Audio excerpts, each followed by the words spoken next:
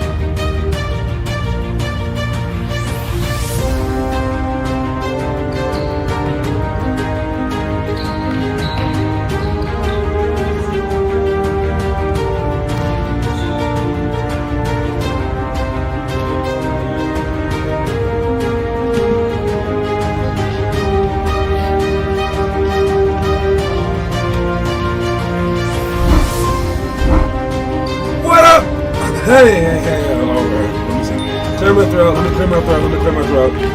What's up? Wait, no, deeper. What up, y'all? Alright, that one's good enough. Alright, what's going on, man? We got Connor Rush in the audience. What's going on, Connor? You know what? There's other things that shows have. I was thinking about this just literally a second ago. Alright, we don't have an in-house audience. That's something that we could have, possibly, in the future once we get bigger and get a bigger budget. And we also don't have an in-house band. I mean, we have some what is that called? Some sound effects. If I pull out my phone, there's some sound effects. But do we need like a band? I mean, if this is gonna be like a show, should we have like a band that's right over there in the corner? But since it's like a small studio here, it would need to be a very small instrument. So maybe just like one person with the flute. I'm thinking about it. Let me know what you guys think about in the comment section. Anyways, what up, Kieran and Declan Louth? How you guys doing, man? Let's get started ASAP. All right, we have games this weekend, possibly. All right, because Kieran and Declan are going to their grandfathers, I believe, on Saturday. We are not going to play on Saturday because they can't show up. So we're just going to totally just be like, nope, we're not playing. So we told them no games for the first day of the entire thing. And we said hold off on that. But then they said, like, hey, it might be tough to get anyone in on this first weekend. But if you look at a calendar, that makes it very, very tight on them trying to get us games. There's also like very few teams signing up for like younger grades as always, especially for summertime because of different sports. You know, normally like Jam focuses on older teams, but they try to do it for the younger teams. But usually like younger teams say we aren't competitive. There's no competitive ball, and if you look at that, like when competitive basketball stopped for younger kids, is when Colorado stopped being competitive. So I'm glad that our people are being competitive. Just like that one young girls team, there's no other second grade girls teams for them to play against. They're the only ones doing it. So they will dominate, and all they have to play are older boys, and it happens, right? They will definitely prosper because of it. So whatever grade level we have to be put in this summer, I mean, it won't be your grade level once again, probably, unless like some random second graders sign up. But chances are those second graders are. They're all playing freeze tag this summer, okay? That's what second grade boys do in Colorado. They play freeze tag. But as you're going to notice from our one traveling trip that we're going to do, that it was really hard to pull off in Arizona, there's going to be tons of teams from at least Arizona, but probably from around the country playing at your age. And they're like really ready to play. So you guys are going to be miles ahead of the people here in Colorado, but I don't want you to merely be the best in Colorado. You have to be the best like nationally, or else you won't get any attention because, again, just being the better than the players from here is not good enough. So we're going to keep putting you guys at every level, especially in our program, at in positions that are above your pay grade. We're going to continue to put you guys in position where you're struggling, where it's going to be extremely hard. All right, and I like those positions, and that should be just like basketball to you. All right, because I've said it before, if you grew up in New York, it would just be harder basketball. And basketball, it wouldn't even be a game of like, there wouldn't even be options where you could play like bad basketball players. If you grew up in New York or Indiana and things like that. And you would be like, either I like this game or I don't, based off of the high competition alone. There would be no easy options. So therefore, you would either have to get good or you couldn't play it, since there's no easy options. Here in this state, there's many, many low-level options. And people appease themselves with that because they don't even see the higher level options. All right? So we have to get away from that thinking and just understand that you guys who are young, the first through fourth graders, it's rare that there's going to be teams your age, but that's a good thing. Imagine if you started when you were like 3, which would make you even better. What other 3-year-olds could you find? You couldn't. That's how it is. Anyways, yo, Austin Massath, what's up, Aiden Wong? All right, and what do we have here today to talk about? We're talking about the daily challenge. All right, the daily challenge for today. We talked about, let me see, 1st through 9th grade. We talked about 10th grade. Now we're talking about the 11th grade, okay? If you're an 11th grader, you're supposed to do this challenge today. It's day 15 of the 10-minute drill, all right? A filmed workout comprised of 15 drills designed to test your overall ability in various ways. All right, this is a hard workout. We always talk about the 5 perfect weeks being extremely hard. That is difficult. And each day, especially when you get to like week 5 where you're running 5 miles, that's going to be really, really tough. But the best I guess not the best, but like the hardest pound for pound workout that we have has to be this workout, the 10-minute drill. All right, and if you're on the website, or if you look at the website, it looks like this. And under the school section, scroll down, click on the challenges, scroll down till you get to the drills, and it's the 10-minute drill. It looks like this, and it's the speed ladder, which is typewriter, then scissors, then shuffle. You have to, like, even just ordering these things and doing them and remembering what's next. So you probably have to have someone help you out and, like, tell you what next to do. You also have to, like, probably plan it out and be like, okay, this, then this, then this, then this. I took a whole bunch of stuff that was tough, and basically this is to make a scouting tape for yourself. If you do all these things perfect, it does not make you a perfect basketball player. But if you can do all these things perfect, it would make you look like a perfect basketball player, because only a great basketball player can do this, is what most coaches would think.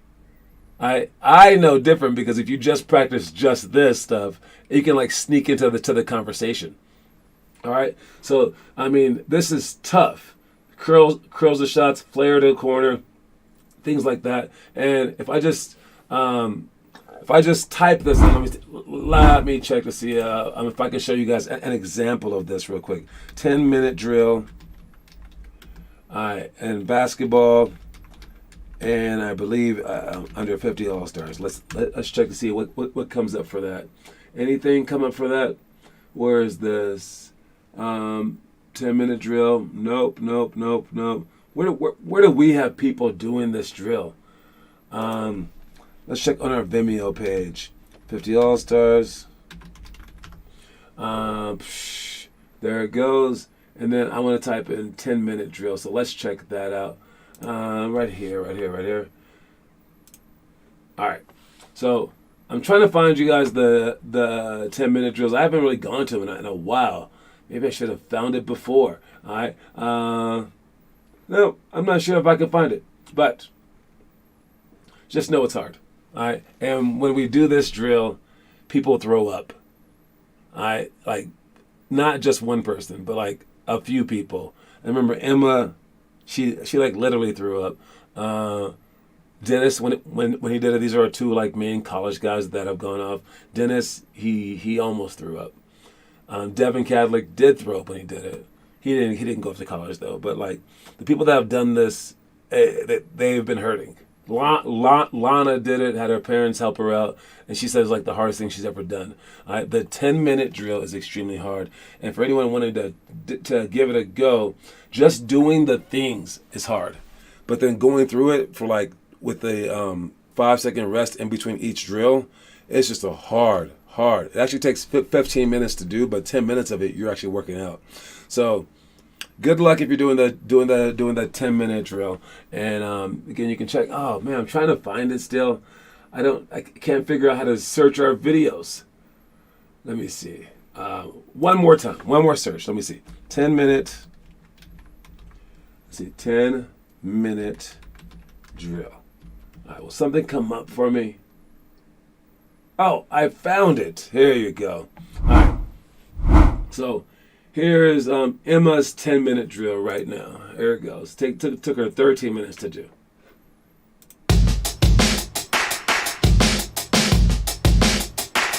So you start out with just jumping, and you do each one for like 40 seconds, and then you move on to the next thing. All right.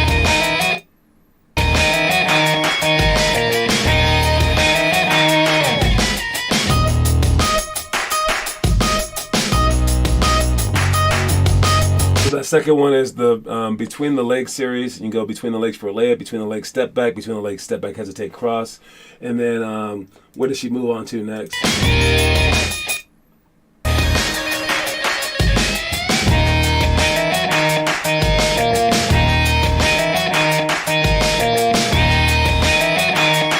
That's a lot of walking. I think she was going to another drill. Then some ball handling.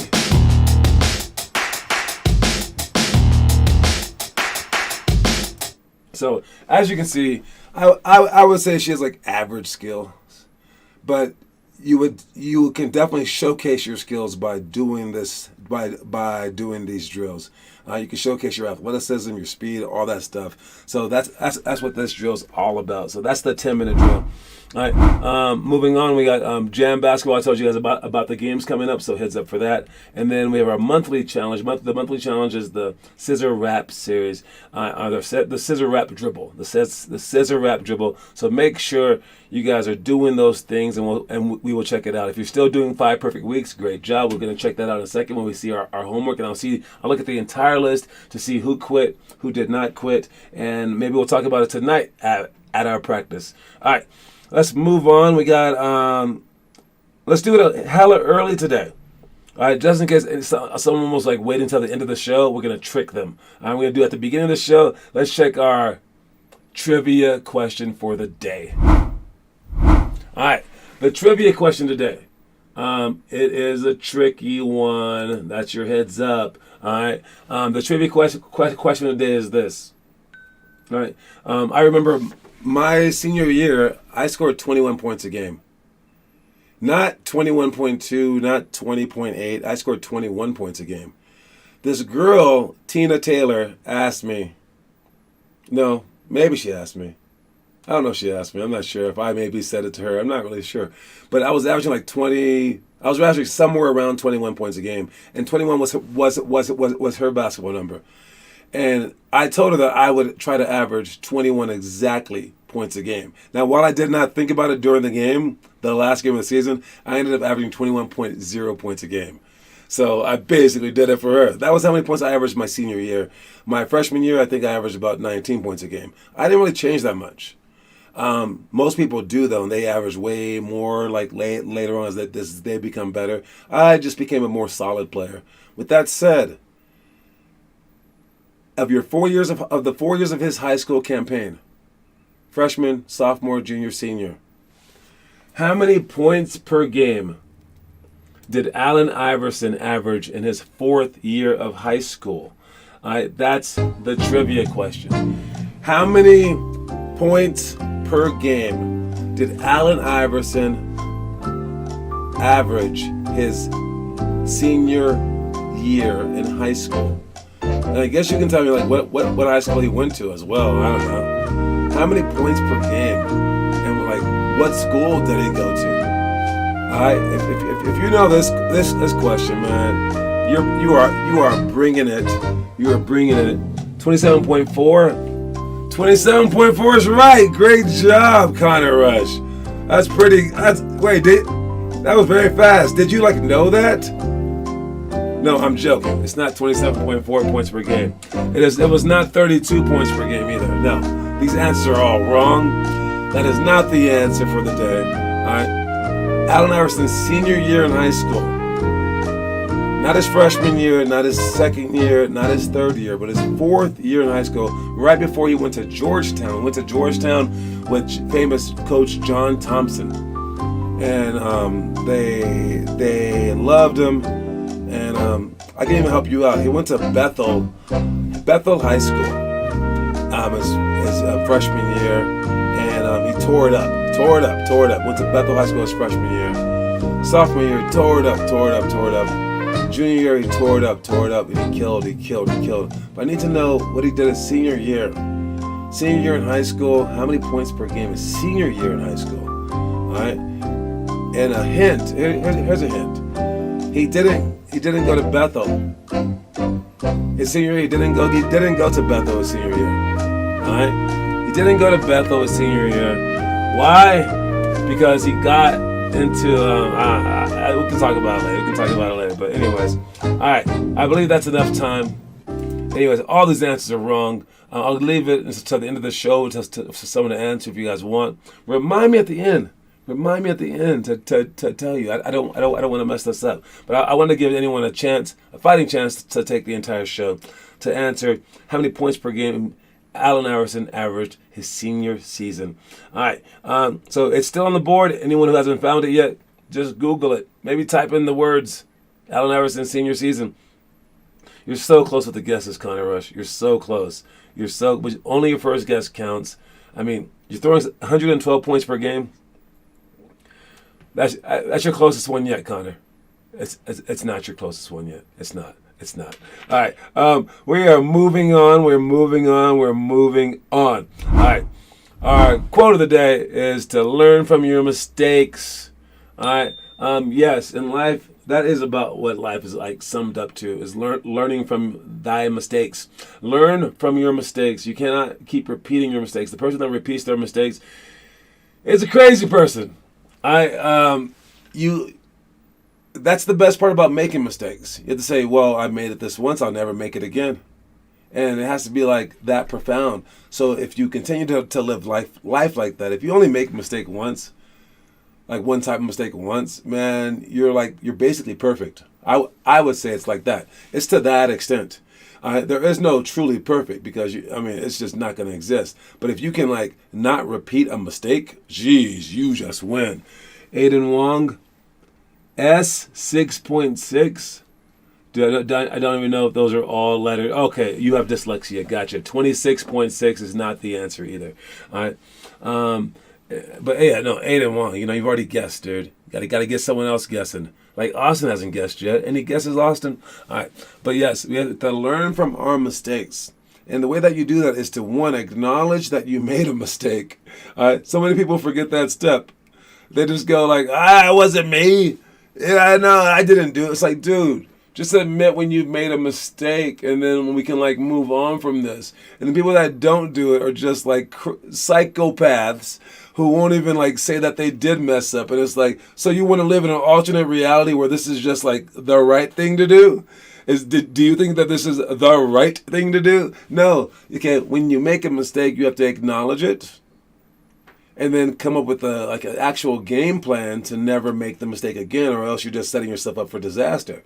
So, like if you, if you woke up too late, right, because you set your alarm clock right, what steps are you going to take to set your alarm clock correct? You're going to set an alarm to set the alarm? Maybe. All right? You don't just go, okay, I just won't forget it anymore. No, that's not how it works.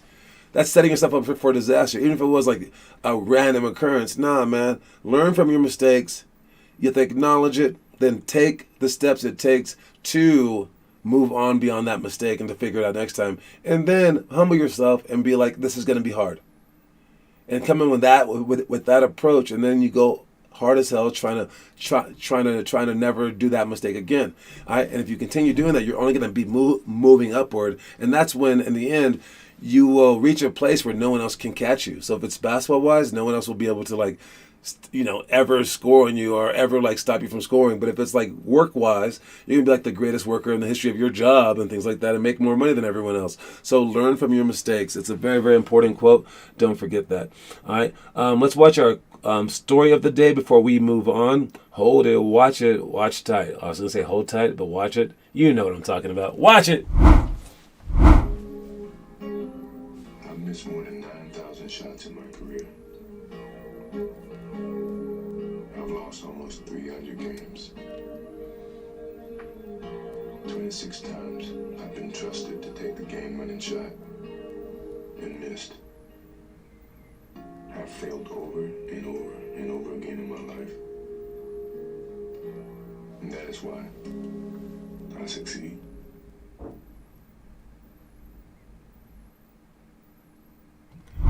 All right, I was honestly thinking about using my voice for that video until I was like, wait a minute. Michael Jordan actually made a commercial where he said these words out loud. We can just use his voice. I don't know if that song was copyrighted or whatever, but no, it should work out. Yes, Michael Jordan made a whole bunch of mistakes. Although I will say this. The amount of jumpers, I guess, he missed, the last second shots, is not that many. He's like, I've missed one last second shot in my career. I'm a failure. No, it was 40 something or something like that. No, that was insane. He shot so many, so he was pretty clutch. But yeah, he did fail, and I'm sure to him those meant everything, and he was probably in tears, whatever, right?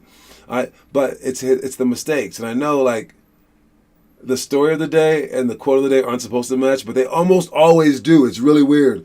All right, I did not do that on purpose. I literally pressed shuffle. I think it's because a lot of these pieces of advice, they kind of roll together. There's common themes basically, and what it is what will push you from the next step to the other. And overall, it's like what it's saying is that greatness, it's not really that like complicated. It's like keep going. Basically, is every single quote. It means like that's like what you can sum every quote up to is smile and keep going. That's it.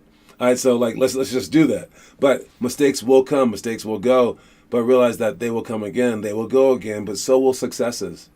All right, you just have to be patient enough to actually wait your time to succeed, and you're only going to be able to do that if you keep going. So yes, that's one of the most famous Michael Jordan commercials of all time, and I'm not sure what they actually show in his commercial, but yeah, it doesn't matter. My video was way better. Okay. Anyways, yes. So don't be afraid to make those mistakes. All right. Connor Rush will one day be talking about the 2 games he lost for us at the last seconds because, missed free throws are an air ball shot. All right. We remember those, yes. But we're still waiting for the successors, okay? When we get in that position again, Connor, the ball is well be in your hands. All right. Unless it's not, I suppose. You don't have to shoot it, by the way. You can be like LeBron and like find the open dude. All right? You don't have to just chuck up any shot, dude. All right? Please figure it out. All right, let's check out the homework and who's been posting. 5 Perfect Weeks by Gavin Witt. Great job. And then no one else posting. So are we done with the 5 Perfect Weeks? Let me check it out. Let's see it here. Where's my where are my playlist? All right, so looking at the playlist, let's see who's been posting, who hasn't been posting. Is the 5 Perfect Week challenge over? Kieran and Declan with their week 3, day 3 run, and they got another one uploading right now with the Divine Drill. Pretty good. So they are still going. Gavin Witt's still going right there. All right, let's check out Gavin's. What is he doing? He is at a gym, speeding up the video, and he's doing the ball handling stuff. Great job, Gavin. Make sure that's lower and faster, but yes, anything that you do is a great job. All right, fantastic job. Who else do we have here? That's about it right there. So Noah hasn't posted today. Did his ball pickups yesterday though, so he practiced the workout before we actually did the workout. All right, so he's trying to do the entire book. All right, hey, now I'm noticing Noah with the scissor rap too. So he's doing the workouts before we do them. He's doing the monthly workout, which is the scissor rap, and he's also doing the 5-week challenge. That is a lot of work. All right, that's a great job, Noah Massett. Oh man, and what is he supposed to be doing for his challenge? He's supposed to be doing the Chastain challenge. I think he stopped that one. All right. So he's not quite doing the book in the order because we're all doing the 5-week challenge, which is okay. It's okay. All right. But yeah, that is a ton of work. We're going to see where he ends up after this. All right. Fantastic job. All right. Let's move on to our picture of the day. All right. Again, man, as a Laker fan, this is not the news I want to hear. All right, mark my words. This is not the news that I want to hear. Kyrie Irving is having contract disputes because he doesn't play basketball anymore, and he still wants to get paid to play basketball. The Lakers, the Clippers, and 3 other teams, like the Knicks and 2 other teams, are looking to pick up Kyrie Irving. I admit, he's one of the greatest players of all time. He definitely is. Like, ball handling wise, he's the best ball handler in the history of basketball, by far. He's so magical on the court. I love watching him play. I really do. I do not want him on my Lakers team. I do not know that I will have a temper tantrum every single day. Just as I did not want Russell Westbrook on our team. I did want Anthony Davis. I'll tell you that. I was like, yeah, that's a good choice. Even though he's like Mr. Glass. I get it. Of course I wanted LeBron. All right, but I do not want Kyrie. I don't think Kyrie's a winner, man. Would they win with Kyrie? Honestly, with LeBron and Kyrie and AD, yeah, sure, they might win it all. It will not be an enjoyable championship run for me because of what Kyrie's about. I am not about what Kyrie's about. All right? And he's not evil. He's not evil. It's just that I'm sure he like works hard on his game. But when it comes down to like trustworthy, like Connor, he quit on his team. He's probably quit on his team probably 3 times. Maybe more. But Connor's a kid.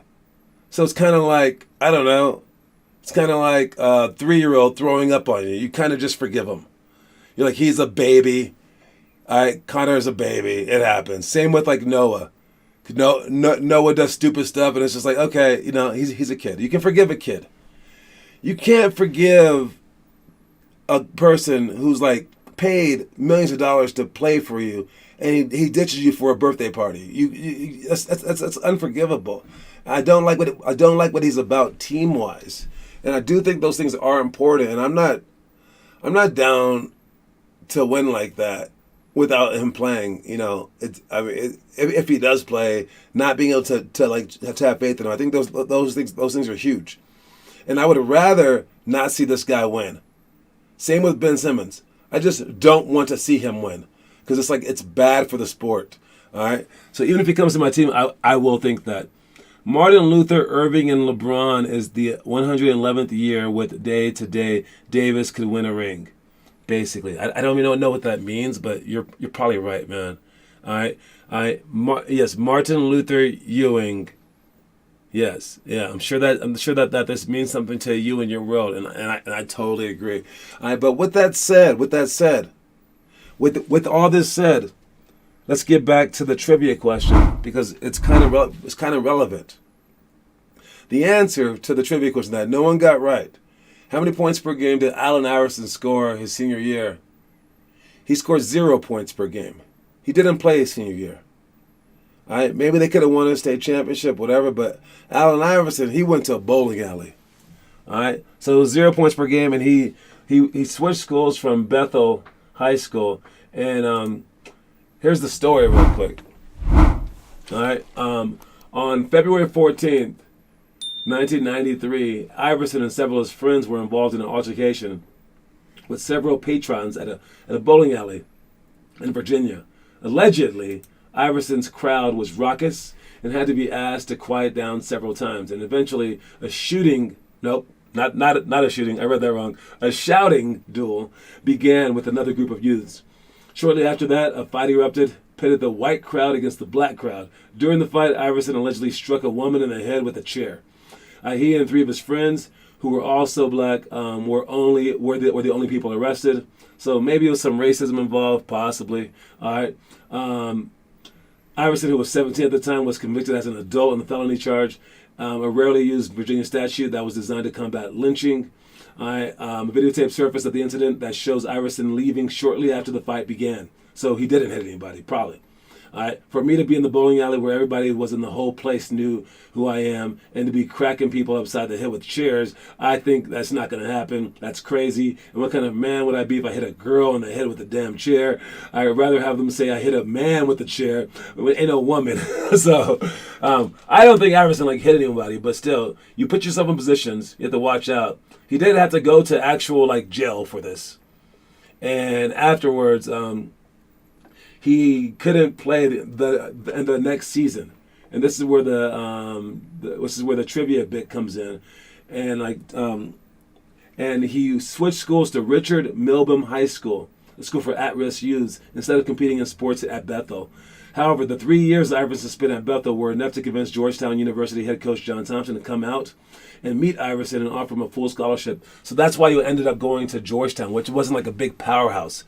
Wasn't he a good QB? He was a really good quarterback in football. I've seen his highlights. He was running around like crazy. He was so fast. But yes, he got in trouble, couldn't play his senior year. So you guys, stay out of trouble. Stay out of trouble. Don't be in those situations. And like Iverson did, you're supposed to just walk away. Try to walk away as soon as you can too. All right. Anyways, that's our time. No one got the question right, but it was 0 points per game. Allen Iverson did. And don't forget that the quote of the day is "Learn from your mistakes." All right. Anyways, that's my time. I'll see you guys at practice. You can be there at 6. I think I'm gonna definitely switch it to 6:30 to 8. So that everything can be at the same time. I think that we're good on the gym time for Tuesdays and Thursdays. I'm pretty sure that we can do this. So I'll see you guys at 6. I'll be there at 6 again, but from now on we'll switch it to 6:30 to 8. So if you want to come early, you totally can. All right, you guys. I'm out. That's my time, and keep working out there. All right, especially you people over there helping your dad out in North Carolina. I see you, Wongs. I see you working. All right, peace out, you guys.